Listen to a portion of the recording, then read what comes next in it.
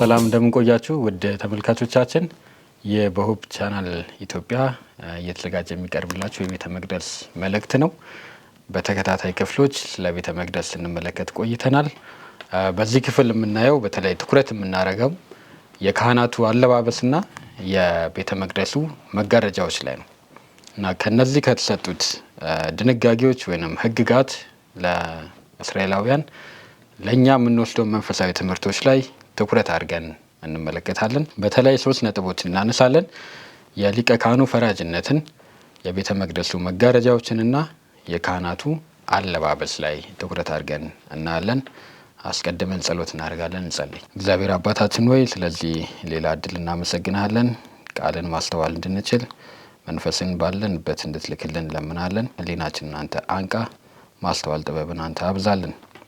ከዚህ ውስጥ ያለው መንፈሳዊ ትምህርት ለህይወታችን የሚጠቅመውን ጌታ በልባችን እንድታስቀር፣ በአይምሯችን እንድታትመው፣ በልባችንም ውስጥም እንድትቀርጸው እንለምናለን። ይህን ሁሉ ለክብርህ አድርግ፣ በጌታ በኢየሱስ ስም አሜን።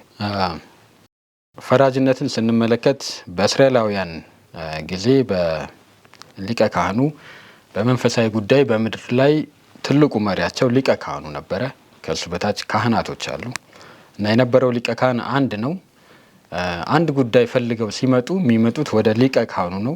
ሊቀ ካህኑ ፍርድን የሚሰጥበት አሰራር አለው፣ እግዚአብሔር የነገረው ማለት ነው። በዘጸአት ምዕራፍ 28 ላይ ነው የዛሬው ክፍል ትኩረት የሚያደርገው። ቁጥር 15 ጀምሮ እንደዚህ ይላል። ብልህ ሰራተኛም እንደሚሰራ የፍርዱን የደረት ኪስ ስራው፣ እንደ ኤፉድም አሰራር ስራው፣ ከወርቅና ከሰማያዊ ከሐምራዊም ከቀይም ግምጃ ከጥሩ በፍታም ስራው፣ ርዝመቱ ስንዝር ስፋቱ ስንዝር ሆኖ ትክክልና ድርብ ይሆናል። በ4 ተራ የሆነ የእንቁ ፈርጥ አድርግበት ይላል እና ለሊቀ ካህኑ የተነገረው እግዚአብሔር ለሙሴ ነው የነገረው። ለሙሴ የነገረው አሮን፣ ታላቁ አሮን ሊቀ ካህን የነበረው ምን መልበስ እንዳለበት በዝርዝር ለሙሴ ነግሮት ነበር እና ያ በምክንያት ነው በዝርዝር የነገረው። እንዴት መሰራት እንዳለበት፣ ከምን አይነት ከለር ምን አይነት ልብሶችን በላዩ ላይ መልበስና መደረብ እንዳለበት ነግሮታል እና የፍርዱን የደረት ኪስ በላዩ ላይ በኤፉዱ ላይ አድርግ ይላል። የፍርድ የደረት ኪስ እና በደረት ኪሱ ላይ የተለያዩ እዚህ ጋር እንደምንመለከተው የተለያዩ የከበሩ ድንጋዮች አሉ። 4 ተራን ታደርጋለህ ይላል። 4 ተራ ማለት 4 ረድፎች ማለት ነው። እያንዳንዱ 4ቱ ተራ 3 የከበሩ ድንጋዮችን የሚይዙ ናቸው። በአጠቃላይ ወደ ጎን ስንመለከታቸው 4 ናቸው፣ ወደ ታች 3 ናቸው። 12 የከበሩ ድንጋዮች ማለት ነው እና እነዚህ 12ቱ የከበሩ ድንጋዮች የእስራኤልን 12 ነገዶች የሚወክሉ ናቸው። ወደ መቅደስ ውስጥ ይህንን ለብሶ ሲገባ የደረት ኪሱን ያለበትን ይህን ለብሶ ሲገባ የሚገባው 12ቱን የእስራኤል ነገዶች ወይንም የተመረጡትን የእግዚአብሔር ትውልዶች እነሱን ይዞ በሀሳቡ እነሱን ይዞ በልቡ እነሱን ይዞ ይገባል ነው ትርጉሙ ያ ነው እና በ4 ተራ የሆኑ የእንቁ ፈርጥ አድርግበት ይለዋል። ይሄ የተነገረው ትእዛዝ ለዓላማ ነው። ከዚህ ጋር ተያይዘው የሚሰራው ስራ ወይንም ተግባር አለ እና የመፍረድ ወይንም የእግዚአብሔርን ፈቃድ የማሳወቅ ኃላፊነቱ የሊቀ ካህኑ ነበር እና ሊቀ ካህኑ አንዱ የሚያደርገው የእግዚአብሔርን ፈቃድ መግለጥ ነው። ግር የሚያሰኛቸው ነገር ሲመጣ ከእግዚአብሔር ነው ወይስ ከጠላት ነው? ይሄ ነገር ልክ ነው ወይስ አይደለም? እግዚአብሔር ይቀበለዋል ወይስ አይቀበለውም የሚለውን ለማወቅ የሚመጡት ሊቀ ካህኑ ጋር ነው። ሊቀ ካህኑ በዚህ መሰረት ፍርድን ይሰጣል ወይንም ውሳኔን ይወስናል። በሚቀጥለው ላይ ይህን እንመለከታለን። በዘጸአት 28 29 እስከ 30 ላይ እንደዚህ ይላል። አሮንም ወደ መቅደስ በገባ ጊዜ በእግዚአብሔር ፊት ለዘላለም መታሰቢያ የእስራኤል ልጆች ስሞች በፍርዱ በደረት ኪስ ውስጥ በልቡ ላይ ይሸከም። በፍርዱ በደረት ኪስ ውስጥ ኡሪምን እና ቱሚምን ታደርጋለህ። በእግዚአብሔርም ፊት በገባ ጊዜ በአሮን ልብ ላይ ይሆናሉ። አሮንም በእግዚአብሔር ፊት ሁልጊዜ የእስራኤልን ልጆች ፍርድ በልቡ ላይ ይሸከማል ይላል። አሮን የሚያገለግለው የእግዚአብሔርን ሕዝብ ነው። የእግዚአብሔርን ሕዝብ ሲያገለግል በምሳሌ በ12ቱ ነገዶች ስያሜ ስማቸው በላዩ ላይ ተጽፎ በ12 የከበሩ ድንጋዮች በደረት ኪስ ላይ ሆነው ወደ መቅደሱ ይገባል። ወደ መቅደሱ ሲገባ የእነሱን ጉዳይ ይዞ ይገባል እና ሲያገለግል የሚያገለግለው ለእነሱ ነው እና 2 ሌላ ነጥብ በዚህ ቦታ ላይ የሚነግረን ኡሪም እና ቱሚም የሚባሉ የከበሩ ድንጋዮች አሉ በደረት ኪሱ ላይ የሚሸከማቸው ማለት ነው እና እነዛ ፍርድ ለመስጠት የእግዚአብሔርን ፈቃድ ለማሳወቅ የሚጠቀምበት ነው እና በመጽሐፍ ቅዱስ ላይ በዕብራይስጥ ኡሪም ማለት ብርሃን ማለት ነው። ቱሚም ማለት ፍጽምና ወይንም እውነት ሊሳሳት የማይችል ማለት ነው እና በብርሃን እና በእውነት ትርጉሙ ያ ነው። የሚፈርደው በብርሃን ነው፣ የሚፈርደው በእውነት ነው። ኡሪም ወይንም ቱሚም ይባላሉ እና እነዚህ ጌጦች የእግዚአብሔር ፈቃድ የሚገለጽባቸው ምሳሌያዊ አገልግሎት የሚካሄድባቸው ነበር። በሃይማኖት አባቶችና ነቢያት ላይ ገጽ በተለይ በክርስቶስ በቤተ መቅደስ የሚለው መጽሐፍ ላይ ተደግሟል። ገጽ 35 ላይ ተመሳሳይ አንቀጽ እንደዚህ ይላል። በደረት ኪሱ በስተቀኝና በስተግራ በኩል ትልቅ ብሩህነት ያላቸው 2 የከበሩ ድንጋዮች ነበሩ። እነዚህ ድንጋዮች ኡሪም እና ቱሚም በመባል ይታወቃሉ። በሊቀ ካህኑ አማካይነት በእነሱ የእግዚአብሔር ፈቃድ ይታወቅ ነበር። ጥያቄዎች ለውሳኔ በእግዚአብሔር ፊት በሚቀርቡበት ጊዜ በቀኝ በኩል ያለውን ክቡር ድንጋይ ብርሃን ሲከበው እግዚአብሔር በነገሩ መስማማቱን ወይንም ጉዳዩን እንደተቀበለው የሚያሳይ ምልክት ሲሆን፣ በግራ በኩል ያለውን ድንጋይ ደመና ሲጋርደው እግዚአብሔር እንዳልተቀበለው ወይንም እንዳልተስማማበት ማረጋገጫ ነው ይላል እና የሚሰራበት መንገድ በእነዚህ በሁለቱ የከበሩ ድንጋዮች በቱሚም እና በኡሪም በሚባሉት የመጀመሪያው ላይ የእግዚአብሔር ክብር የሚከበው ከሆነ ብርሃን የሚያሳይ ከሆነ እግዚአብሔር ተቀብሎታል። ያ ነገር ከእግዚአብሔር ነው፣ የእግዚአብሔር መልካም ፈቃድ አለበት የሚል ነው። ነገር ግን ሌላውን ድንጋይ በግራ በኩል ደመና የሚሸፍነው ከሆነ የእግዚአብሔር ፈቃድ አይደለም፣ ያ ከእግዚአብሔር ፈቃድ ውጪ ነው የሚል ምልክትን ያገኛሉ። ስለዚህ በሁለቱ አማካኝነት ሊቀ ካህኑ ለእያንዳንዱ ለሚመጣው ሰው በዚህ መልኩ የእግዚአብሔርን ፍርድና ፈቃድ ያሳውቅ ነበረ። ጥያቄው ይህ አገልግሎት አሁን የለም። ሊቀ ካህን ጋር የምናገኘው ተመሳሳይ አገልግሎት የለም። የእግዚአብሔርን ፈቃድና የእግዚአብሔርን ፍርድ በግላችን እንዴት ነው የምንለየው? እግዚአብሔር አለበት ወይስ የለበት የምንለው በምን ምክንያት ነው? እንዴት ነው የምናውቀው? ወይንም በዘመኑ አሁን ለኛ ለምንኖር ኡሪምና ቱሚም የሚባሉት ለኛ ምንድን ናቸው? ይህንን ባጭሩ እንመለከታለን። በኢሳይያስ 8:20 ላይ የእግዚአብሔር ቃል ወደ ሕግና ወደ ምስክር ሂዱ፣ እንዲህም ያለውን ቃል ባይናገሩ ንጋት አይበራላቸውም። ወይንም በእንግሊዝኛ ትርጉሙ እንደሚለው ንጋት በውስጣቸው የለም ወይንም ብርሃን በውስጣቸው የለም ማለት ነው እና ወዴት ሂዱ ነው የሚለው እግዚአብሔር?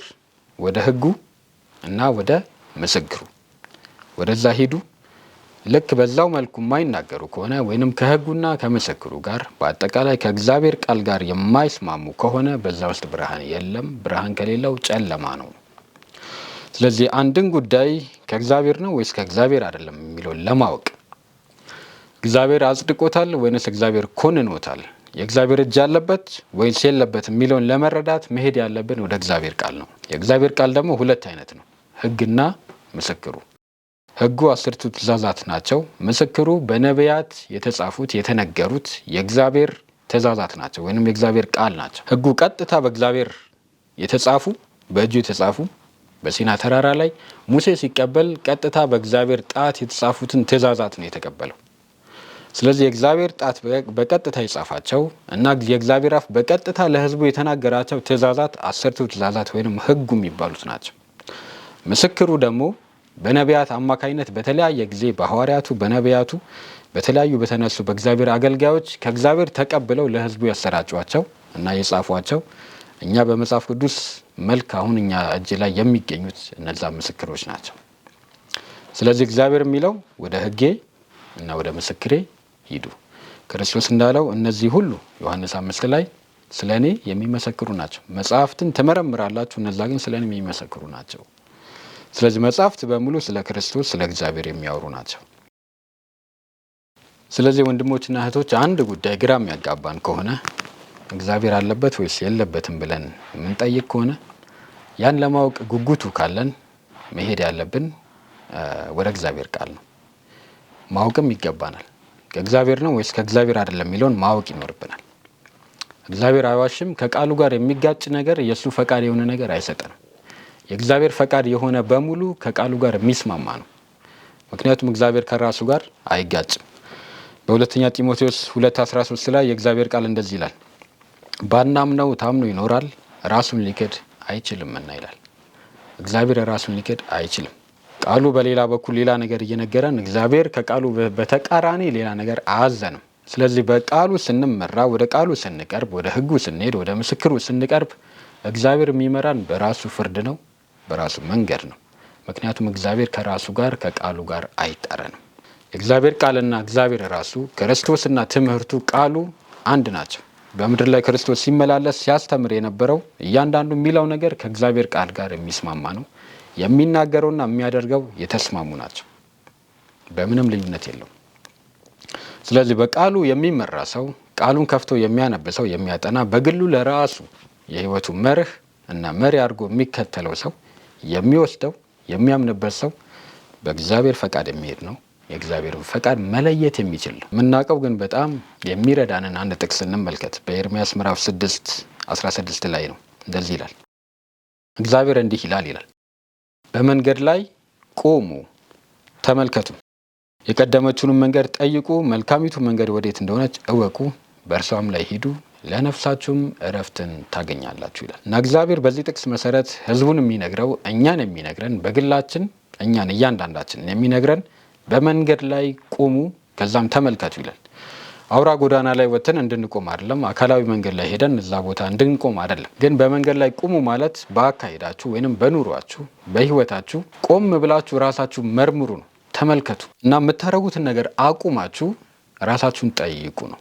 ይሄ ነገር ከእግዚአብሔር ነው ወይስ ከእግዚአብሔር አይደለም? የእግዚአብሔር እጅ ያለበት ወይንስ የኔ የስጋዬ ፈቃድ ነው? የጠላት ወጥመድ ነው መልካም የሚመስል ነገር እግዚአብሔር የሌለበት ነው? ይህንን መልስ ለማግኘት ቆም ብላችሁ ራሳችሁን ተመልከቱና መርምሩ ይላል። ከዛ በኋላ ምን ይላል? የቀደመችውንም መንገድ ጠይቁ። ወይንም ሐዋርያቱ፣ ነቢያቱ፣ የእግዚአብሔር አገልጋዮች፣ የእግዚአብሔር ባሪያዎች እግዚአብሔር ከብሮባቸው እግዚአብሔር አክብሯቸው ያለፉ አገልጋይ የነበሩ ሰዎች ክርስቲያኖች ከዚህ በፊት የኖሩት እንዴት ነው? የቀደመችውን መንገድ ጠይቁ የሚለው ያንን ነው። ምክንያቱም መንገዱ አንድ ናት።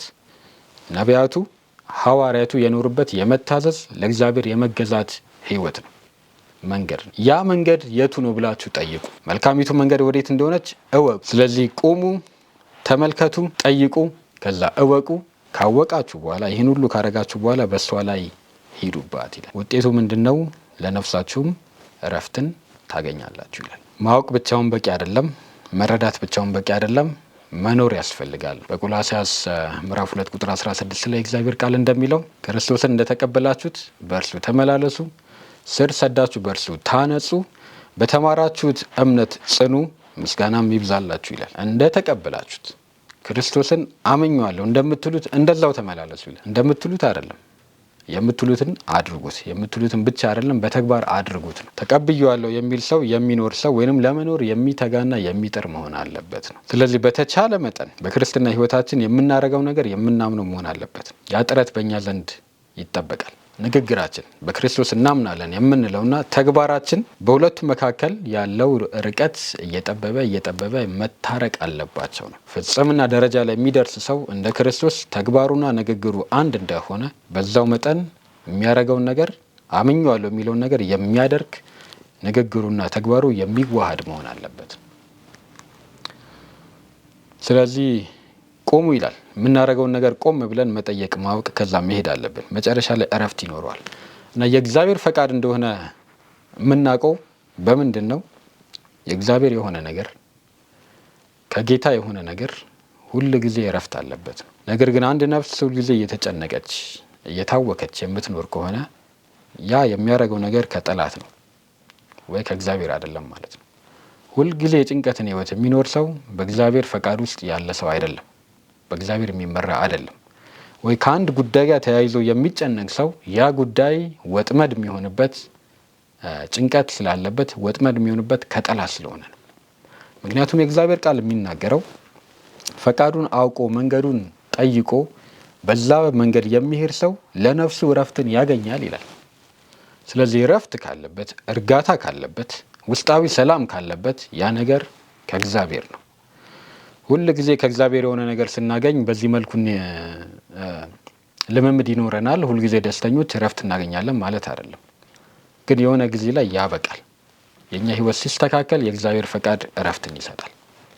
ሁል ጊዜ የሚጨነቅ ግን ከጠላት የሆነ ወጥመድ ውስጥ ያለ እንደሆነ የሚነግረን ነው። በምሳሌ 3:21 እና ቁጥር 23 እና 24 ላይ አንድ ጥቅስ እናገኛለን። ከዚህ ጋር የተገናኘ ነው። ልጄ ሆይ እነዚህ ከዓይኖችህ አይራቁ ይላል። እነዚህ ሁለት ነገሮች ከዓይኖች አይራቁ፣ መልካም ጥበብንና ጥንቃቄን ጠብቅ ይላል። ሁለት ነገሮችን መልካም ጥበብ፣ ጥንቃቄ። ጥንቃቄ የሚለውን በአዲሱ መደበኛ ትርጉም ላይ አስተውሎ መለየትን ይላል። ክርስቲያኖች እንደፈለጉ የመጣላቸውን ነገር ሁሉ አይቀበሉም ነው። ጥሪ ሲቀርብላቸው ሁሉንም አያስተናግዱም ነው። አስተውሎ መለየትን፣ አይምሮአችንን ተጠቅመን የእግዚአብሔር ቃል ምን ይላል የሚለውን ፈትሸን አውቀን የእግዚአብሔር ፈቃድ ምንድን ነው የሚለውን አውቀን ምላሽ መስጠት አለብን ነው። ሁሉንም መቀበል የለብንም፣ ሁሉንም የኛ ማድረግ የለብንም ነው። ስለዚህ ሁለት ነገሮች ወሳኝ ናቸው። ከዓይኖች አይራቁ። መልካም ጥበብ ክፉ ጥበብ እንዳለ የሚነግረን ነው። መልካም ጥበብ የእግዚአብሔር ቃል ማለት ነው። እና ጥንቃቄን ጠብቅ፣ ውጤቱን ይነግርሃል። የዚያን ጊዜ መንገድህን ተማምነህ ትሄዳለህ ይላል። እግርህም አይሰነካከልም። በተኛ ጊዜ አትፈራም፣ ትተኛለህ፣ እንቅልፍህም የጣፈጠ ይሆንልሃል ይላል። እና በዚህን ጊዜ በእግዚአብሔር ቃል ስንመራ፣ የእግዚአብሔርን ቃል መመሪያችን ስናደርግ መንገድህን ተማምነህ ትሄዳለህ። መንገድ በመጽሐፍ ቅዱስ ሕይወትን የሚያሳይ ነው። ሄኖክ አካሄዱን ከእግዚአብሔር ጋር አደረገ የሚለው በአካል መራመድ ማለት አይደለም፣ ሕይወቱን ማለት ነው፣ ኑሮ ማለት ነው። መንገድ አረማመድ ማለት በመጽሐፍ ቅዱስ ሕይወት ማለት ነው። እና የዛን ጊዜ መንገድን የሚለው ሕይወትን ማለት እንችላለን፣ ኑሮህን ማለት እንችላለን። ኑሮህን ተማምነት ትኖራለህ፣ ሕይወትን ተማምነት ትሄዳለህ ወይንም ትኖራለህ። በምታደርገው ነገር ሁሉ እርግጠኛ የእግዚአብሔር ፈቃድ መሆኑን ታውቃለህ ማለት ነው። ተማምነህ ማለት የእግዚአብሔር ፈቃድ አለበት። ሰው ባይከተለውም፣ ሰው ባያደንቀውም፣ ሰው ባይፈልገውም የእግዚአብሔር ፈቃድ መሆኑን አንተ ግን እርግጠኛ ሆነ ታደርገዋለህ። ምክንያቱም የምትመራው በእግዚአብሔር ቃል ነው። የኛ ኡሪም እና የኛ ቱሚም የእግዚአብሔር ቃል ሕጉና ምስክሩ ስለሆኑ ማለት ነው። እና በቀን በእግዚአብሔር ምሪት፣ በሌሊት ደግሞ በእግዚአብሔር እረፍት። ይሄ በእግዚአብሔር የመመራት ውጤት ነው።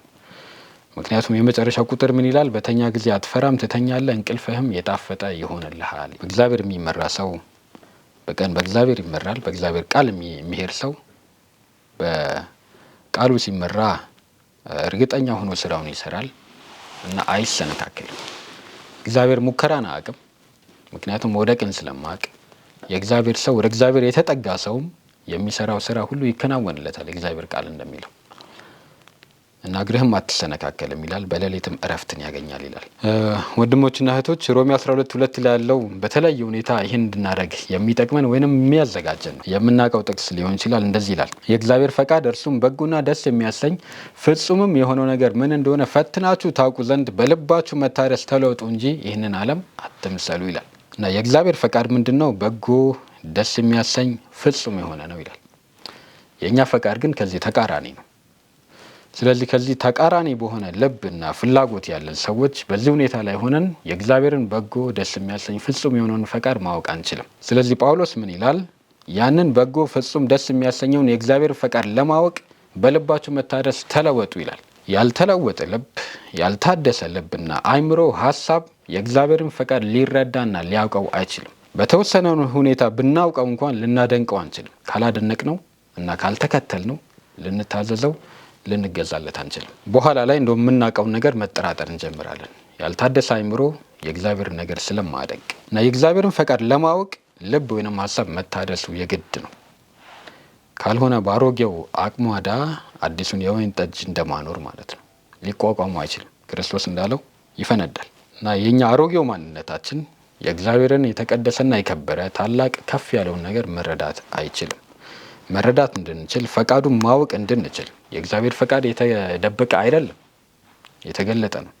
መጽሐፍ ቅዱስ እንደሚለው ሰዎችን ሁሉ የሚያድን የእግዚአብሔር ጸጋ ተገልጧልና ይላል። የእግዚአብሔር ፈቃድ የተገለጠ ነው። የተዘጋውና የተቆለፈው እኛ ጋር ነው፣ ልባችን ውስጥ ነው። ስለዚህ ያ ልብ መታደስ አለበት። በአይምሯችሁ መታደስ ተለወጡ እንጂ ይህንን ዓለም አትምሰሉ። በሌላ አነጋገር ዓለማዊነት በልብ ውስጥ ካለ የእግዚአብሔርን ፈቃድ እንዳናውቅ እንቅፋት ይሆንብናል። ዓለማዊነት ወይንም በዓለም ውስጥ ተይዘን የምንኖር ከሆነ የእግዚአብሔርን ፈቃድ ማወቅ አንችልም፣ መረዳትም አንችልም። ስለዚህ ያ ልብ መታደስና መቀየር ይኖርበታል የእግዚአብሔርን ፈቃድ ለማወቅ ከእሱ ጋር ለመስማማት እና ሌላው ነጥብ በዚህ ላይ የሚነግረን ፈትናችሁ ታውቁ ዘንድ ይላል። መፈተንም ያስፈልጋል። ለምን? ተመሳሳይ የእግዚአብሔር ፈቃድ የሚመስልን ፈቃድ ጠላት ያቀርባል። የእግዚአብሔርን ልጆች ይፈትናል። የእግዚአብሔር የሚመስል ነገር ከእግዚአብሔር እንደመሰለ አስመስሎ ለእኛ ያቀርብልናል። የዛን ጊዜ በዛ ያታልለናል። በቀላሉ አይደለም የሚመጣው። በጣም በተጠና ሁኔታ አዳምን በጣለበት በሔዋን በኩል እንደመጣ ሰይጣን ሲመጣ ወደኛም ሲመጣ አስመስሎና ድራማ ለመስራት እኛን ለማታለል በተለየ ጥናት ነው የሚቀርበው። ስለዚህ እግዚአብሔር ቃል ምን ይላል? ፈትናችሁ ታውቁ ዘንድ የምንፈትንበት የኛ ከእግዚአብሔር የተሰጠን መሳሪያ ሊኖረን ይገባል። ያ ልምምድ መንፈስን የመለየት መጥፎና ክፉን የማወቅ መንፈሳዊ ውጊያ ውስጥ በመቆየት ያን የመለየት ልምድን እግዚአብሔር ይሰጣል። ስለዚህ ዓለምን መምሰል ከፈቃዱ ያርቃል። የልብ መታደስ ግን ከዓለማዊነት መራቅ ፈቃዱን እንድናውቅ ይረዳናል። በሁለተኛው ትምህርታችን የምናየው የመጀመሪያው ነጥብ ላይ በዚህ ክፍል የተመለከትነው ስለ ሊቀ ካህኑ አለባበስ ነው። ከዛ ጋር ተገናኝቶ ህይወታችን እንዴት እንደሚመራ የእግዚአብሔርን ፈቃድ እንዴት ማወቅ እንዳለብን የሚነግረን ነው። ሁለተኛው የምንመለከተው የቤተ መቅደሱ ልብስ ነው። የቤተ መቅደሱ ልብስ ማለት መጋረጃው ማለት ነው። ልዩ ልዩ መጋረጃዎች እንዲሰሩና በዛ ላይ እንዲለብሱ እግዚአብሔር ነግሯቸው ነበር እና በውስጥም ልብስ አለው፣ በውጭም መቅደሱ ልብስ አለው። ዘጸአት 26:1-2 ላይ እንደዚህ ይላል። ደግሞም ከተፈተለ ከጥሩ በፍታ ከሰማያዊ ከሐምራዊም ከቀይም ግምጃ የተሰሩ 10 መጋረጃዎች ያሉበትን ማደሪያ ስራ። ብልህ ሰራተኛ እንደሚሰራ ኪሩቤል በእነርሱ ላይ ይሁኑ። የእያንዳንዱ መጋረጃ ርዝመት 28 ክንድ ወርዱም 4 ክንድ ይሁን። የመጋረጃዎቹ ሁሉ መጠን ትክክል ይሁኑ ይላል እና ትክክል ይሁኑ ማለት በዚህ ጋር እንደምንመለከተው 10 መጋረጃዎች አሉ። ሲጋጠሙ እኩል መምጣት አለባቸው ነው እና ወርዱን ቁመቱን ነግሯቸዋል። ብልህ ሰራተኛ እንደሚሰራ የኪሩቤል ያለበትን አርጋችሁ ስሩ ይላል። ወይንም በመላእክቶች በኪሩቤል ንድፍ እንዲሰሩት ማለት ነው። ተጠልፎ ሲሰራ በኪሩቤል ቅርጽ ወይንም ንድፍ እንዲሰራ በላዩ ላይ በብልህ ሰራተኞች እንዲሰሩ እግዚአብሔር ለሙሴ ይነግሯል እና ቤተ መቅደሱ የለበሰው በመጋረጃ ነው። ከላዩ ላይ መጋረጃ አለ። የተሰራውም ከጥሩ በፍታ የተፈተለ ንጹህ የሆነ ክር ማለት ነው እና 10 መጋረጃዎች ናቸው።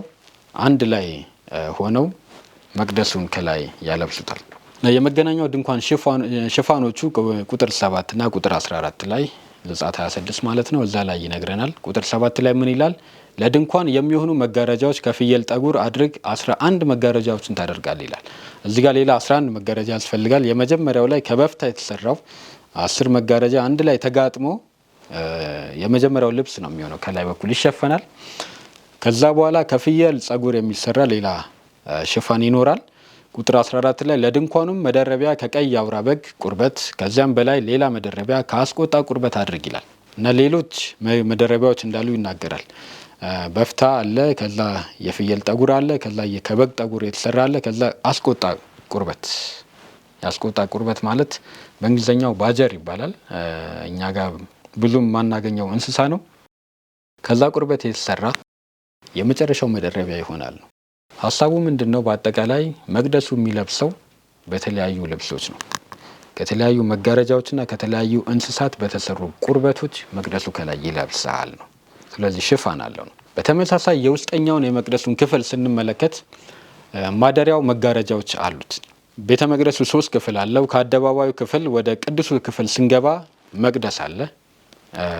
ያ መቅደስ የተሸፈነው በመጋረጃ ነው። ስለዚህ የመጀመሪያው መጋረጃ በውስጥ እናገኛለን። ወደ ውስጥ ስንገባ በሁለቱ ክፍሎች በቅዱሱና በቅድስተ ቅዱሳን መካከል ሌላ መጋረጃ እናገኛለን። ስለዚህ ከውስጥም መጋረጃ አለ፣ ከላይም መጋረጃ አለ። መጋረጃው በጣም አስፈላጊ የሆነ የመቅደሱ አካል እንደነበር እንመለከታለን። ከዚህ የምናገኘው መንፈሳዊ ትርጉም ምንድን ነው? ወይ መንፈሳዊ ትምህርት ምንድን ነው? ለምን ይህን ያህል መታጠር አስፈለገው? ከላይና ከውስጥ መጋረጃ ለምን በዛበት? በተደጋጋሚ በራዕይ 19:8 ላይ ያጌጠና የተጣራ ቀጭን የተልባ እግር ልብስ እንድትጎናጸፍ ተሰጥቷል። ቀጭኑ የተልባ እግር የቅዱሳን ጽድቅ ስራ ነውና ይላል እና በግልጽ እዚጋ እንደሚነግረን ቀጭን የተልባ እግር ማለት የተለየ የፈትል እቃ ነው። የተለያየ ልብስ የሚሰራበት ወይንም ውድ የተባለ አለባበስ በጊዜው ከዚህ አይነት ክር የሚሰራ ልብስ ነው። በጣም ውድ የተባለው በመጽሐፍ ቅዱስ ላይ በተለያዩ ታሪኮች ላይ እንመለከታለን እና የቅዱሳን ጽድቅ ነው። ወይንም በፍታ የሚለው የሚያመለክተው የቅዱሳን ጽድቅ፣ በክርስቶስ ጽድቅ የምንለማመደው የቅዱሳን ጽድቅ ነው። ከራሳችን አይደለም፣ የክርስቶስን ጽድቅ የሚያሳይ ነው። ከዛ በኋላ በመቀደስ የኛ የሚሆን የኛ ባህሪ ሆኖ የሚቀር የእግዚአብሔር ጽድቅ ማለት ነው። የኛ ልምምድ ሆኖ የሚቀር የእግዚአብሔር ጽድቅ ነው የምንላበሰው እና ልባችን የእግዚአብሔር ማደሪያ ነው። ወይንም መቅደስ ነው። ይህን መቅደስ የትም አናገኘውም፣ አሁን የለም በምድር ላይ። በምድር ላይ ያሉ የእግዚአብሔር ሕዝቦች በክርስቶስ ያመኑ የእግዚአብሔር ሕዝቦች እውነቱን የተቀበሉ እና ልባቸውን ለእግዚአብሔር ክፍት ያደረጉ እነዛ የእግዚአብሔር መቅደሶች ናቸው፣ ማደሪያዎች ናቸው። ስለዚህ ልባችን የተጋለጠ መሆን የለበትም ነው። በመጋረጃዎቹ መቅደሱ እንደተሸፈነው በተመሳሳይ የቅዱሳን ልብ መሸፈን አለበት፣ መጋረድ አለበት ነው። የግድ ያስፈልጓል። በክርስቶስ ጽድቅ የዳነ ሰው በክርስቶስ ጽድቅ ተሸፍኖ መቆየትና መኖር አለበት። ለሰማይ ብቁ የሚሆነው በዛው ነው። አንዴ ለብሰነው ሁልጊዜ ጻድቅ ሆነን እንኖራለን እንቆያለን ማለት አይደለም። ነገር ግን ሁል ጊዜ ልባችን በክርስቶስ ጽድቅ መሸፈን አለበት። ካልሆነ ለጠላት የተጋለጠ ለጥቃት የተጋለጠ ነው የሚሆነው። ስለዚህ በውስጥና በውጭው መቅደሱ እንደለበሰው የእግዚአብሔር መቅደስ የሆነው ልባችን ሙሉ ለሙሉ መሸፈን አለበት ነው። ያ የክርስቶስ ጽድቅ ነው። ብዙ ጊዜ ግን ስናይ ህይወታችን ተጋላጭ ነው። በተለያዩ ነገሮች ባለን በዘመናዊ ህይወት ሊሆን ይችላል፣ በእጆቻችን ላይ በቤታችን በምድር ላይ በምናገኛቸው ቴክኖሎጂዎች ሊሆኑ ይችላሉ፣ በመዝናኛው ዓለም ሊሆን ይችላል። የተለያዩ ነገሮች አሉ ሰዎችን አሁን በጣም ቢዚ የሚያደርጉ ልብን የሚስቡ ከክርስቶስ ወደ ኋላ የሚያፈገፍጉ የተለያዩ ልብን የሚይዙ ነገሮች አሉ። በዛ መያዝና መወጠር የለብንም፣ ወይንም በዛ ነገር መሸፈን የለብንም። ልባችን መሸፈን ያለበት በእግዚአብሔር ጽድቅ ነው። በታላቁ ተጋድሎ መጽሐፍ ገጽ 451 ላይ 3ኛው አንቀጽ ላይ እንደዚህ ይላል። ሰይጣን የሚቻለው ከሆነ በዚያን ቀን ለመቆም የሚያስችላቸውን ዝግጅት ከማድረግ ይገድባቸዋል። እንዴት መዘጋጀት እንዳለባቸው እዛ ላይ ያስቀምጣል። የሚገጥማቸውን መከራ፣ ታላቁ መከራ እዛ ላይ ይናገራል። እና በዛን ጊዜ ይላል ሰይጣን የሚቻለው ከሆነ በዚያን ቀን ለመቆም የሚያስችላቸውን ዝግጅት ከማድረግ ይገድባቸዋል ይላል። ስለዚህ ያንን የመከራ ጊዜ ክርስቲያኖች የሚያልፉት በአጋጣሚ አይደለም፣ በዝግጅት ነው። አሁን የሚዘጋጁ ከሆነ የሚመጣውን መከራ መሻገር ይችላሉ። ምክንያቱም አሁን በትንንሽ መከራዎች እየተፈተኑ ማለፍን ይለምዳሉ። የዛን ጊዜ መቆም ይችላሉ ማለት ነው። ስለዚህ ጠላት የሚያደርገው ምንድን ነው? ያኔ እንዳይቆሙ ለማድረግ አሁን እንዳይዘጋጁ ያደርጋቸዋል። አሁን እንዲዘጋጁ ከሆኑ ትልቁ መከራ ሲመጣ መሻገር ማለፍ ይችላሉ። ስለዚህ የሚሰራው ያኔ አይደለም፣ አሁን ነው የሚሰራው። ስለዚህ እኛም አሁን መስራት ያለብን አሁን በዚህ ጊዜ ነው። ምክንያቱም የሚመጣውን ለማለፍ አሁን ጊዜ እያለ መዘጋጀት ይኖርብናል። ቀጥሎ እንደዚህ ይላል፣ መንገዶቻቸውን ለማጠር ነገሮችን በማደራጀት በምድራዊ ሀብት ይተበትባቸዋል። ሀብት ብቻ አይደለም፣ ሌላም ነገር ሊሆን ይችላል እና በማደራጀት ይላል። ሆን ብሎ ነገሮችን በማደራጀት በእነሱ ላይ ይተበትባቸዋል ወይንም ያስራቸዋል፣ ይይዛቸዋል በተለያዩ ጉዳዮች። ስለዚህ ጉዳዮች በሙሉ የምንወዳቸው የምንፈጽማቸው ነገሮች ለማስፈጸም የምንጥራቸው ጉዳዮች በሙሉ ከእግዚአብሔር የመጡ ላይሆኑ ይችላሉ። የሰይጣን ወጥመዶች ሊሆኑ ይችላሉ። ግን ስናቸው መልካም ሊሆኑ ይችላሉ። የእግዚአብሔርን መንግስትና ጽድቁን አንደኛ እንዳናደርግ ወይንም ወደ ኋላ እንድናደርግ የሚያደርግ ምንም መልካም የተባለ ምድር ላይ ነገር የለም። ስለዚህ መልካም የሚሆነው ለእኛ ወደ እግዚአብሔር ጽድቅና መንግስት የሚያቀርበን ነው። እንደዚህ ላይ ልባቸው በዚህ ምድር ህይወት ጣጣ ጢም ይል ዘንድ ከባድና አድካሚ ሸክም እንዲሸከሙ ያደርጋቸዋል። የፈተና ቀንም እንደ ሌባ ይደርስባቸዋል ይላል። ይህ በተደጋጋሚ ክርስቶስ የተናገረው ነው። ስለዚህ በዚህ ምድር ህይወት በዚህ ምድር ጉዳዮች ልባቸው ጢም እንዲል እና ትከሻቸው እንዲዝል ያደርጋቸዋል። ስለዚህ መዘጋጀት አይችሉም። ከባድና አድካሚ ሸክም ውስጥ ይሆናሉ ወይንም ይሸከማሉ። ከዛ ፈተና እንደ ሌባ በድንገት ይመጣል። አውቀው ተጠንቅቀውት መቆም ሲችሉ በእነዚህ ጉዳዮች ግን መዘጋጀት የማይችሉበት ደረጃ ላይ ይደርሳሉ። ነገር ግን በዚህ ውስጥ ምናልባት ፈተና የበዛብን የከበደብን የክርስትና ህይወት ከባድ መስሎ የታየን ትግሉ በጣም የበረታብን በተለያዩ ነገሮች የተያዝን የተሸፈንን መስሎ የሚሰማን ካለን ተስፋ አለ። በቤተ መቅደሱ አይነት መጋረጃ ልባችን እንዲሸፈን ክርስቶስ እግዚአብሔር በቃሉ የሰጠን ተስፋ አለ። በኢሳይያስ 14:3 ላይ የእግዚአብሔር ቃል እንደዚህ ይላል፣ በዚያም ቀን እንዲህ ይሆናል፣ እግዚአብሔር ከሐዘንህና ከመከራ ከተገዛህለትም ከጽኑ ባርነት ያሳርፍሃል ይላል። እና ያ ቀን ዝም ብሎ ይመጣል ብለን አይደለም የምንጠብቀው፣ ግን ለእግዚአብሔር ህይወታችን አሳልፈን ስንሰጥ እና እግዚአብሔር በእኛ ባለን በድካማችን ላይ ሲፈርድ እግዚአብሔር ከሐዘንና ከመከራ ከተገዛንለትም ከጽኑ ባርነት ያሳርፈናል። እና አንድ ሰው ክርስቶስ ነፃ ሊወጣው እስከማይችል ድረስ ወይንም ክርስቶስ ሊደርስለት እስከማይችል ድረስ ባርነት ውስጥ ሊሆን አይችልም። የአንድ ሰው ባርነት ክርስቶስ ሊደርስለት እስከማይችል ነፃ ሊያወጣው እስከማይችል ድረስ በጣም አስከፊ ሊሆን አይችልም። ምንም አይነት ባርነት የለም ክርስቶስ ነፃ ማያወጣው። እና ከባርነት ነፃ ማውጣት የክርስቶስ ስራ ነው። ምንም አይነት ባርነት ደግሞ የሚያገታው አይደለም። ማቴዎስ 11:28 ላይ ምን አለ? እናንተ ደካሞች ሸክም የከበደባችሁ ሁሉ፣ ማንኛውም ሰው ማለት ነው፣ ወደ እኔ ኑ እኔም አሳርፋችኋለሁ። የማንኛውንም ሰው ሸክም ክርስቶስ የሁሉንም ማሳረፍ ይፈልጋል፣ ግን ሁሉንም አያደርግም። ምክንያቱም የመጀመሪያው ጥሪ ኑ ነው የሚለው። ያንን አውቃችሁ አንደኛ ሸክም እንዳለባችሁና እንደማትችሉት ማስወገድ እንደማትችሉት መዋጋት እንደማትችሉት ራሳችሁ ነፃ ማውጣት እንደማትችሉ አውቃችሁ ወደ እኔ ኑ ነው። አንዳንድ ጊዜ ሸክማችንን አቃለን ወደ እግዚአብሔር ለመቅረብ እንሞክራለን። ይሄ በጣም አስከፊ ነው፣ እግዚአብሔርን ማሳዘን ነው። ለራሳችን መልካም ነገር አድርገን ከጽድቅ አንጻር ለራሳችን መልካም ነገር አድርገን እግዚአብሔር ይቀበለናል ብለን አስበን ለመቅረብ መሞከር አንችልም፣ የለብንም።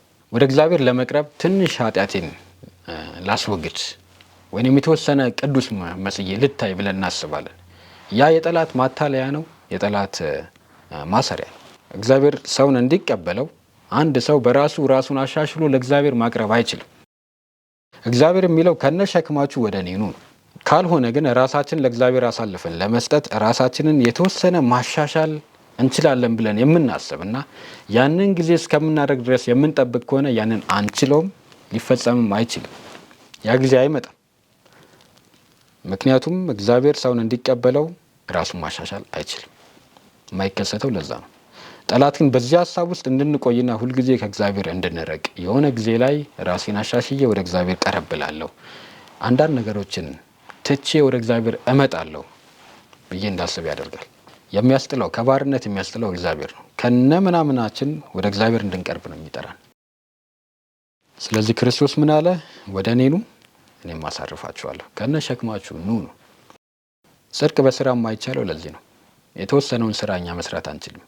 የመጀመሪያው ክፍል ላይ በንድፉ እንዳየነው ስራው በሙሉ እቅዱ የመጣው ከእግዚአብሔር ነው፣ የሚፈጸመው በእግዚአብሔር ነው። ለጽድቃችን ለድነታችን አስተዋጽኦ የለንም ከመምረጥና ከመወሰን ውጭ፣ ከዛ ከመታዘዝ ውጭ። ስለዚህ ሸክም የከበደባችሁ ሁሉ ነው የሚለው። አንድ ሰው የአንድን ሰው ሸክም ማቃለል አይችልም። አንድ ሰው እንኳን የሰውን ሊሞክረው አይችልም። ክርስቶስ ግን የሁሉን የዓለምን ሸክም በሙሉ መሸከም ይችላል። ሁሉም ሰው ቢመጣ ወደሱ አይከብደውም። የዓለም ሕዝብ ሁሉ የእሱ ኃይል የተዘጋጀው ለሰዎች ሁሉ ስለሆነ ማለት ነው። መክብብ 2:20 ላይ በጣም ሸክም በዝቶበት የነበረው ሰለሞን ወደ እድሜውም መጨረሻ አካባቢ ትልቅ ስህተትና ክህደት ውስጥ ገብቶ ነበር። ከአሕዛቦች ጋር ወዳጅነትን ፈጠረ። የአሕዛብ ወዳጆች ሆነ። የተለያዩ ሴቶችን አገባ። ከተለያዩ አሕዛቦች ነበሩ። እነሱ ለሚያመልኩት አምላክ እያሰራ መስገድ ጀመረ። ይሄ ሊታሰብ ማይችል ነው። ሰለሞን እንዴት ይናረገ? ወድቆ ተንበርክኮ መስገድ ጀመረ። መውደቅ ከጀመርን እስከ መጨረሻው ለዓለሜዳችን ዋስትና የለንም። በትንሹ ስንመለስ ግን ከትልቁ ውድቀት መመለስ እንችላለን። ሰለሞን እዛ ደረጃ ደረሰ። ግን መክብብ 2:20 ላይ ንስሐው በጣም ጥልቅ እንደሆነ ይነግረናል። እንደዚህ ይላል፣ እኔም ተመልሼ ልቤን ከፀሐይ በታች በደከምኩበት ድካም ሁሉ ተስፋ አስቆረጥኩት ይላል። እኔም ተመልሼ ይላል፣ ንስሐ ገብቼ ማለት ነው። ወደ ኋላ ወደ ነበረበት ተመልሶ እግዚአብሔርን ብቻ ወደ ማምለክ ማለት ነው። ብዙ ጊዜ መመለስ ለብዙዎቻችን ይከብደናል።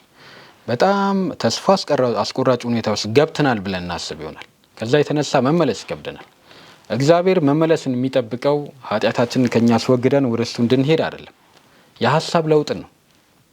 ሌላውን ስራ የሚሰራው ኃጢአት እርኩሰትን ከኛ ማራቅን የሚሰራው ከዛ መቀደስን የሚያለማምደው እግዚአብሔር ነው። ያ ስራ የእግዚአብሔር ነው። የእግዚአብሔር የሆነውን ለእኛ ስናስብ ያ የጠላት ወጥመድ ነው፣ ተስፋ የሚያስቆርጠን ነው ማንችለው ስለሆነ። ግን የልብ መመለስ ነው። ስለዚህ ሰለሞን ምን አለ? እኔም ተመልሼ ልቤን ከፀሐይ በታች በደከምኩበት ድካም ሁሉ ተስፋ አስቆረጥ። ወደ እግዚአብሔር ለመቅረብ በአንዳንድ ነገሮች ላይ ወደ እግዚአብሔር ለመቅረብ እንቅፋት የሚሆንብን ምድራዊ መልካም ነገር ቢኖር በዛ ጉዳይ ላይ ልባችንን ተስፋ ማስቆረጥ አለብን። ለእኛ በግላችን ወጥመድ የሚሆን ከሆነ ለእኛ በግላችን ጠላት የሚጠቀምበት ከሆነ ወይንም አጠቃቀሙን ማናውቅበት ከሆነ ለእግዚአብሔር በረከት ዝግጁ ካልሆነን ምድራዊ የሆኑ ማንኛውም ነገሮች ሊሆኑ ይችላሉ። እና ወደ ክርስቶስ ለመድረስ እንቅፋት የሚሆንብን ነገር ከሆነ በዛ ጉዳይ ላይ ልባችን ተስፋ መቁረጥ አለበት። መጀመሪያ የሚቀድመው ክርስቶስ ስለሆነ።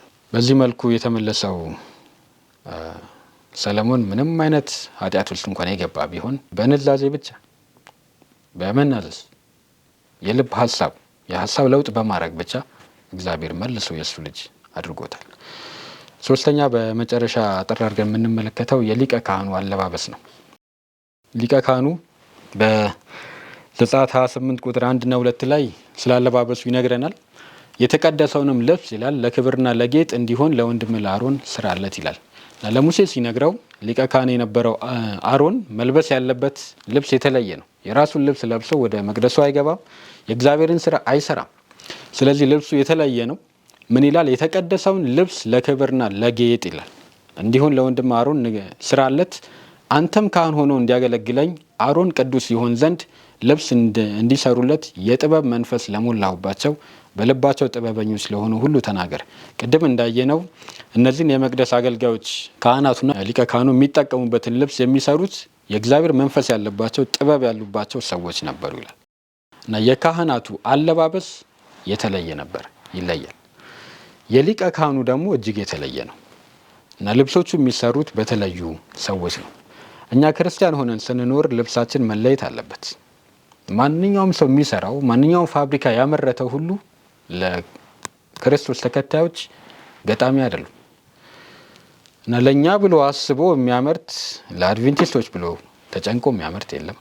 የክርስቶስ ተከታዮች በምድር ላይ አሉ ብሎ ለእኛ አስቦ የሚያመርትልን ዓለማዊ ፋብሪካ ወይም የፋብሪካ ባለቤት የለም። ስለዚህ ውሳኔ ያለው እኛ ጋር ነው። ገበያ እንወጣለን፣ የምንመርጠው እኛ ነን። እንደዚህ አይነት የእግዚአብሔር መንፈስ የሞላቸው ለእግዚአብሔር ሕዝቦች የሚያመርቱ ሰዎች በምድር ላይ አሉ ብዬ አላስብም። መምረጥ ያለብን ግን እኛ ነን። ሁሉም ግን ገጣሚ አይደለም። ስለዚህ ሊቀ ካህን እና ካህናቱ ይለብሱት የነበሩት ልብስ የተለየ እንደሆነ ሁሉ የራሳችን ልብስ መልበስ አንችልም። አለባበሳችን አካላዊ አለባበስ ነው። በመንፈሳዊ ትርጉሙ ሳይሆን አካላዊውን እንኳን የምንለብሰውን ልብስ መጠንቀቅ አለብን። ያንን የሚነግረን ነው እና የአሮን ልብስ በተለይ ምን ይላል? የተቀደሰ ልብስ ነው። የተቀደሰ የሚሆነው በክብሩና በጌጡ ነው። የተቀደሰውን ልብስ ለክብርና ለጌጥ አድርግ ይላል። ለክብርና ለጌጥ እና ክብር የሚያሳየው መለኮታዊ ባህሪ ነው። እግዚአብሔር የሚከብርበት፣ ጌጥ ደግሞ የእግዚአብሔር የራሱ ባህሪ ነው። የኛ የሚሆነው የእግዚአብሔር ክብር ማለት ነው እና ቅደም ተከተሉ በምክንያት ነው። መጀመሪያ ለክብር፣ ከዛ በኋላ ለጌጥ። ልብስ ስንለብስ መጀመሪያ ለጌጥ መሆን የለበትም ነው። ካህን የሆንን በመንፈሳዊ ምሳሌ ካህን የሆንን እኛ ስንለብስ መጀመሪያ ለጌጥ መሆን የለበትም። ራሳችንን አሳምረን ለማሳየት መሆን የለበትም። እግዚአብሔር ያንን አይጠላውም። ከምክንያት ውጭም አላረገውም። አንዱ ምክንያት ለጌጥ ነው ይላል፣ ጠቅሶታል የእግዚአብሔር ቃል። ልብስ ለጌጥ ነው፣ ግን ከጌጥ የሚቀድም አለ። ለጌጥ የሚሆነውም ያ የሚቀድመው ነገር በእኛ ላይ ሲሳካ ነው። ያም የእግዚአብሔር ክብር ነው ይላል እና የእግዚአብሔርን ክብር አስቦ የሚለብስ ሰው የእግዚአብሔርን ባህሪ ለማሳየት ከዓለም ነጠል ለማለት ለየት ለማለት ለራሳችንም ክብር ኖሮን ለአካላችን ክብር ኖሮን አካላችንን ሸፍነን የምንለብሰው ያ አለባበስ ውበትን ያመጣል። ለእግዚአብሔር ክብር ከሆነ ለእኛ ውበት መሆኑም አይቀርም። ገልብጠን ግን ለክብር ለጌጥ ከዛ በኋላ ለክብር እናርግ ቢሆን ብንል አንችልም። መጀመሪያ ለእኛ ጌጥ ለብሰን እኛን ለማሳየት እኛን ለማሳመር ምን ለብሰው አለባበስ ዓለማዊ ነው የሚሆነው፣ ፋሽን ነው የሚሆነው። ፋሽን በራሱ መጥፎ አይደለም። ነገር ግን መጀመሪያ ትኩረታችን ራሳችን ወይንም እኛነታችን ከሆነ እኛ ራሳችን ለራሳችን ሰርተን እግዚአብሔር እንዲቀበልልን መፈለግ ማለት ነው። ያ ሊሆን አይችልም። እግዚአብሔር በነገረን መሰረት ከሆነ ግን ያ ነገር የእግዚአብሔር ክብር ነው። እግዚአብሔር የሚከብርበት ከሆነ ደግሞ ለእኛ ጌጣችን ነው። አዳምና ሔዋን ክብሩን ሲያጡ ከፊቱ እንደሮጡ እንመለከታለን። የእግዚአብሔር ክብር የሌለበት ነገር ከእግዚአብሔር የሚያሸሽ ነገር ነው። ስለዚህ ለእኛ አስቦ የሚሰራልን የለምና መጠንቀቅ አለብን ነው። ቅደም ተከተሉን አሁንም መጠበቅ ይኖርብናል። በአንደኛ ጴጥሮስ ምዕራፍ 3 ቁጥር 3 እና 4 ላይ ለእናንተም ጠጉርን በመሸረብና ወርቅን በማንጠልጠል ወይንም ልብስን በማጎናጸፍ በውጭ የሆነ ሽልማት አይሁንላችሁ፣ ነገር ግን በእግዚአብሔር ፊት ዋጋው እጅግ የከበረ የዋህና ዝግተኛ መንፈስ ያለውን የማይጠፋውን ልብስ ለብሶ የተሰወረ የልብ ሰው ይሁንላችሁ ይላል። የውስጥ የልብ ሰው የውስጥ ውበት ማለት ነው። ያ ማለት በአጭሩ ባህሪ ማለት። ስለዚህ ከውጪ በመጨነቅ አካላችን ላይ ብዙ ነገሮችን በማንጠልጠል፣ በመደረብ፣ በመልበስ፣ በማጌጥ አንዳንዱ ነገሮች ያ በራሱ መጥፎ ማለት አይደለም። ግን የሚጨማምሩ ነገሮች፣ ሸክም የሚሆኑብን ነገሮች እግዚአብሔር ያንን አያዘንም። መጽሐፍ ቅዱስን ያን እንዳናደርግ ይነግረናል። ከዛ ይልቅ ግን የማይጠፋውን ልብስ ለብሰው የተሰወረ የልብ ሰው ይሆንላችሁ። የማይጠፋው ልብስ የክርስቶስ ጽድቅ ነው። የክርስቶስን ጽድቅ የምንለብሰው በልባችን ነው። ስለዚህ የባህሪ የልብ መታደስና መለወጥ ያ ክርስትናን የሚያሳይ ነው። የእግዚአብሔርን ክብርና ባህሪ ማሳየት ነው። በሚኒስትሪ ኦፍ ሂሊንግ የሚለው መጽሐፍ ላይ እንደዚህ ይላል። ልብሶቻችን መጠነኛ ወይም ሞደስት የሚል ነው። መጠነኛና ቀለል ያሉ ሆነው ለአገልግሎት ገጣሚ መልካም ጥራትና ከለር ያላቸው መሆን አለባቸው። ስለዚህ ማማር አለባቸው ይላል። በዚህ ላይ እግዚአብሔር ግልጽ ነው። ለጌጥ ስለሚል ራሱ ማማር አለባቸው፣ የሚስቡ መሆን አለባቸው፣ ሞደስት መሆን አለባቸው ወይም ተቀባይነት ያላቸው የማይሸማቅቁ። ሞደስት ያልሆነ አለባበስ የሚያሸማቅቅ አለባበስ በሰው ፊት እና መልካም መሆን አለባቸው። መመረጥ ያለባቸው ግን ለታይታ ሳይሆን በቆይታ መሆን አለበት ይላል። ምን ያህል ጊዜ ይቆያል? ኢኮኖሚካል ምክንያትም አለው ማለት ነው። ስለዚህ ቶሎ አድርገነው ቶሎ ለብሰነው ቶሎ የሚቀደድ ግን እኛን የሚያሳይ ወይንም የእግዚአብሔር ክብር የሌለበት ከሚሆን ይልቅ የእግዚአብሔርን ክብርና ባህሪ የሚያሳይ ቆይታም ያለው ቀለል ያለ አለባበስ መሆን አለበት የሚልም መልእክት ይነግረናል። በዚህ ዘመን ስንመለከት ከአዳምና ከሔዋን የተለየ አይነት አካሄድን እናያለን። በብዙ መልኩ አዳምና ሔዋን ልክ ኃጢአትን ሲሰሩ ራቁታቸውን ሆኑ። ከዛ ከእግዚአብሔር ፊት ሸሹ። ድምፅን በገነት ሰማው፣ ራቁቴን ስለሆንኩ ተሸሸኩ አለ አዳም። እና ወንድሞችና እህቶች የመጀመሪያ ወላጆቻችን ራቁታቸውን ሲሆኑ በኃጢአት ምክንያት ከእግዚአብሔር ፊት ሸሹ፣ እርስ በርሳቸውም ተፋፈሩ። እና ራቁት መሆን ያሳፍራል። አሁን በፋሽን እንደምናየው እንደምንመለከተው ራቁታቸውን የሚሄዱ ሰዎች ይሸለማሉ፣ በምድር ላይ ከፍ ከፍ ይላሉ፣ ብዙ ገንዘብን ያገኛሉ፣ ታዋቂ ዝነኞች ይሆናሉ። ግን በድሮ ጊዜ ምንም የሚያደርግ ነው? የሚያሸማቅቅ ነው። ያ መርሁ አሁንም አልለቀቀም። ሰው ግን መርሁን ሲለቅ የሚያሸማቅቀው ነገር ለክብር እየሆነ እንደመጣ እናያለን። መጽሐፍ ቅዱስ እንደሚናገር ክብራቸው በነውራቸው ነው ይላል። የእግዚአብሔር ዓላማ ያ አይደለም። ነገር ግን ከዚህ እንድንወጣና እግዚአብሔር በፊታችን የሰጠንን ነገር ለክብሩ የሚሆነውን ነገር ማድረግ እንዳለብን ከቤተ መቅደሱ አለባበስ ከካህናቶቹ ልብስ እንማራለን። የእስራኤል ልጆች በዘኍልቍ 15 ላይ እንደተቀመጠው ሰማያዊ ፈትል ያደርጉና ያንጠለጥሉ ነበር በልብሳቸው ላይ፣ ዘርፋቸው ላይ ከስር ያንጠለጥላሉ እና ይሄ መታዘዝን የሚያሳይ ነው። የመጨረሻውን ቁጥር ብቻ አነባለሁ። ትእዛዜን ሁሉ ታስቡና ታደርጉ ዘንድ ለአምላካችሁም ቅዱሳን ትሆኑ ዘንድ ዘርፉ በልብሳችሁ ላይ እንዲታይ ይሁን ይላል እና የተለያዩ ከለር ያላቸውን ልብስ ነው የሚለብሱት። 3 አይነት ከለር በተለይ እናያለን። በተለይ ሁለቱ ቀይና ሰማያዊ እና በብዛት እግዚአብሔር ያዘዘው የመቅደሱንም ስራ ሲሰሩ እንዲያለብሱት ካህናቶችም እንዲለብሱ ካዘዛቸው ልብሶች መካከል ሐምራዊ አንዱ ነው። ሐምራዊ ከለር ሰማያዊና ቀይን ስንቀላቅል የሚገኝ ነው። በራሱ ሐምራዊ የተባለ ከለር የለም፣ ግን የሁለቱ ቅልቅል ነው። ምን ማለት ነው? ሰማያዊ ማለት መታዘዝ፣ በዚህ ምዕራፍ ላይ በዚህ ጥቅስ ላይ እንደተገለጸው መታዘዝን የሚያሳይ ነው። ቀይ ደግሞ መስዋዕትነትን የሚያሳይ ነው። መታዘዝና መስዋዕትነትን የቀላቀለ ህይወት ማለት ነው ሐምራዊ መልበስ። የእኛም ህይወት ተመሳሳይ መሆን አለበት። በመጨረሻ አንድ ንጽጽር አይተን እንጨርሳለን። የአዲስ ኪዳን ካህናትና የሚለብሱት ልብስ፣ የብሉይ ኪዳን ካህናት የሚለብሱትን ልብስ እንመለከታለን። የብሉይ ኪዳን ካህናት የሚለብሱት ልብስ ቀጥታ ትርጉም ያለው ነው። አካላዊ ልብስ ነው። እንደዚህ ይላል ዘጸአት 28:4 ላይ የሚሰሯቸውም ልብሶች እነዚህ ናቸው። እነዚህም ካህናት የሆኑልኝ ዘንድ ለወንድም ለአሮን ለልጆቹ የተቀደሰ ልብስ አድርጎ ይላል። የተለያየ ከለር ያላቸው በተለያየ መጠን የሚሰሩ አልባሳትን ለካህናቶቹና ለሊቀ ካህኑ እግዚአብሔር አዘዘ እና የደረት ኪስ አለ፣ ኤፉድ አለው። ኤፉድ ከላይ የሚደረብ ነው። ዥንጉርጉር ሸሚዝ አለ፣ ቀሚስ አለ፣ መጠምጠሚያ ከላይ የሚያደርጉት አለ፣ መታጠቂያ ወገባቸው የሚታጠቁበት አለ። እነዚህ በቀጥታ በብሉይ ኪዳን የነበሩ ካህናት የሚለብሱት ልብሶች ነበሩ። የአዲስ ኪዳን ካህናቶች ልብስ ደግሞ በኤፌሶን 6:11 ላይ እንደዚህ ይላል፣ የእግዚአብሔርን ሽንገላ ትቃወሙ ዘንድ እንዲቻላችሁ የእግዚአብሔርን ዕቃ ጦር ሁሉ ልበሱ ይላል። እነዚህም መንፈሳዊ ልብሶች የጽድቅ ጥሩር፣ የመንፈስ ሰይፍ፣ የሰላም ወንጌል፣ የእምነት ጋሻ፣ የእውነት ቀበቶና የመዳን ራስ ቁር ናቸው።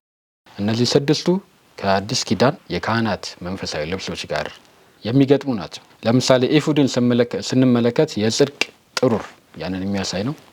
መጠምጠሚያው የመዳን ራስ ቁርን የሚያሳይ ነው። መታጠቂያው የእውነት ቀበቱን የሚያሳይ ነው።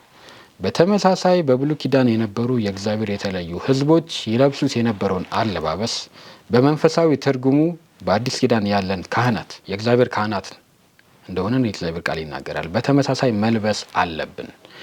በመንፈሳዊ ትርጉሙ በውስጣችን መላበስ እንዳለብን የሚነግረን ነው። ስናጠቃልል በዛሬው ክፍላችን የተመለከትነው ካህናቱን አለባበስ ከዛም የቤተ መቅደሱን መጋረጃዎች ተንተርሰን 3 ነጥቦች አንስተናል። የመጀመሪያው የሊቀ ካህኑ ፈራጅነት በአለባበሱ ኡሪምና ቱሚምን የሚመለከቱ አይተናል። የእግዚአብሔር ቃል ሕጉና ምስክሩ ለእኛ መሪዎቻችን የእግዚአብሔርን ፈቃድ የሚያሳውቁን እንደሆነ አይተናል። የቤተ መቅደሱ መጋረጃዎች በፍታና የእንስሳት ቆዳ የክርስቶስን ጽድቅ መላበስ እንዳለብን የሚነግረን ነው። የካህናቱ አለባበስ ለክብርና ለጌጥ መሆን እንዳለበት መጀመሪያ ለእግዚአብሔር ክብር ከዛም ለእኛ ውበታችን የእግዚአብሔር ክብር እንደሆነ በዚህ ክፍል ተመልክተናል። በሚቀጥለው ክፍል ሌላ ከዚህ ቀጥለውን የቤተ መቅደስ ክፍል ይዘን እንቀርባለን። እግዚአብሔር ይባርካችሁ።